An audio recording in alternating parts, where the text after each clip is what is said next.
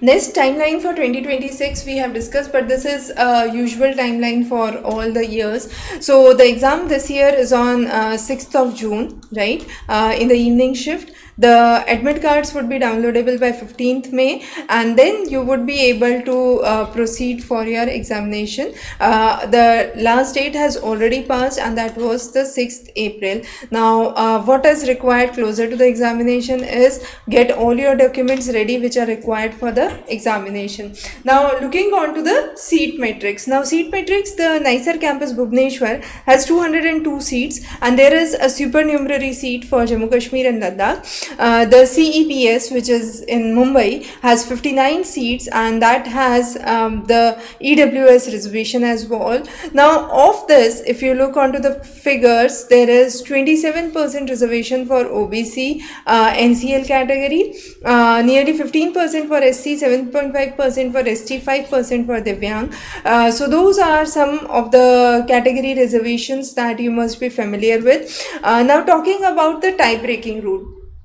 Now, tie-breaking rule happens if you and another candidate score the exact number of marks. Now, NEST committee has strict rules to identify who would be ranked first. So, first they would look onto the sum of the two best section scores, and higher sum gets the higher rank. So, two best scores, two sections best score would be taken.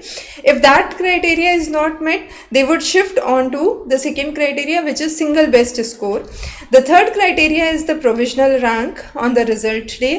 The fourth criteria is the aggregate marks of class 12th, and the fifth criteria is the aggregate marks of class 10th, and based on that the final merit list would be committed. So those are some of the important know-hows for your examination, the tie-breaking rules under NEST, and of course for your complete preparation for your NEST and the solutions to the PYQs, refer the link below. Thanks for joining.